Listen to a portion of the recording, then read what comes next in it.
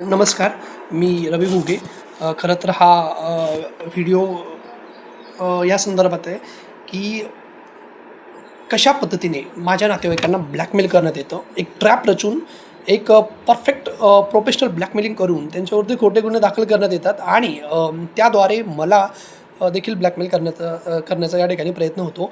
या संदर्भात मी हा व्हिडिओ बनवणार आहे. डॉक्टर स्नेहल शिरसाठ घुगे हिने एक व्हिडिओ तिच्या इंस्टाग्राम आणि यूट्यूब अकाउंट पोस्ट केला होता, ज्याची लिंक मी डिस्क्रिप्शनमध्ये शेअर करणार आहे. तर तो असा व्हिडिओ होता की त्या व्हिडिओमध्ये ती एका व्यक्तीच्या अंगाशी झटती आहे. त्यानंतर कुणीतरी व्हिडिओ रेकॉर्ड करतं आहे आणि ती आरडाओरडा करते आहे. मुळात त्या व्हिडिओमध्ये दुसरं कोणी नसून माझे मामा आहेत आणि त्यांच्या अंगावर जाणारी जी बाई आहे ती आहे डॉक्टर स्नेहल शिरसाठ घुगे, जी पुण्यामध्ये स्वतःचं फिजिओथेरपी सेंटर चालवते पुण्यामध्ये.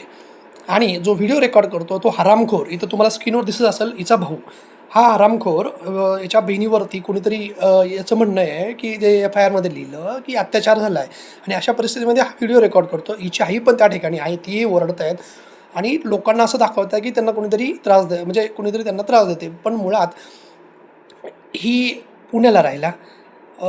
आमचे मामा जे आहेत ते तिथे देवगाव राजा जिल्हा बुलढाणा इथे नोकरी करत होते आणि जून 2025ला मी या संदर्भात कोर्टामध्ये घटस्फोटासाठी अर्ज दाखल केला होता. हा माझा विषय होता आणि हिने जे व्हिडिओ केलेत, जी तक्रार दिली आहे हे आहे ऑक्टोबर 2025चे.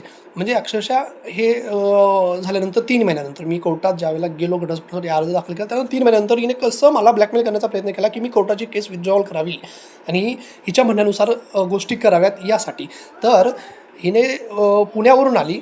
हिचे भाऊ आणि हिची आई त्या सगळ्या प्रकारामध्ये हिला फुल सपोर्ट करत आहेत आणि तालुका देवगाव राजा जिल्हा बुलढाणा इथे जाऊन मामावरती घाणेरड्या पद्धतीने स्वतःहून हमला केल्यानंतर तिच्या भावाने तो व्हिडिओ रेकॉर्ड केला आणि त्या व्हिडिओमध्ये तुम्ही बघाल पण रेकॉर्डिंग करणारा पळतोय कुठंतरी, तिचा भाऊ येतो. मामा त्याला प्रश्न विचारायला समोर येत आहेत. ते मामा त्यावेळेला पोलीस स्टेशनला जात होते आणि त्या पोलीस स्टेशनला जायच्या अगोदर मामावरती तसा हल्ला करून त्याचे भरपूर सारे प्रूफ आहेत माझ्याकडे, पण मला सध्या काही गोष्टीमुळे नाही ते समोर आणता येत. वेळप्रसंगी तेही समोर घेऊन येईल.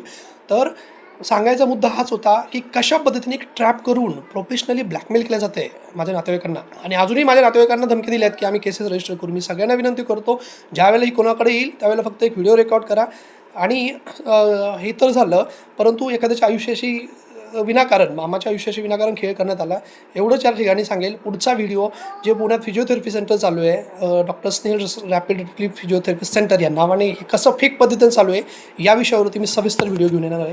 तोपर्यंत धन्यवाद.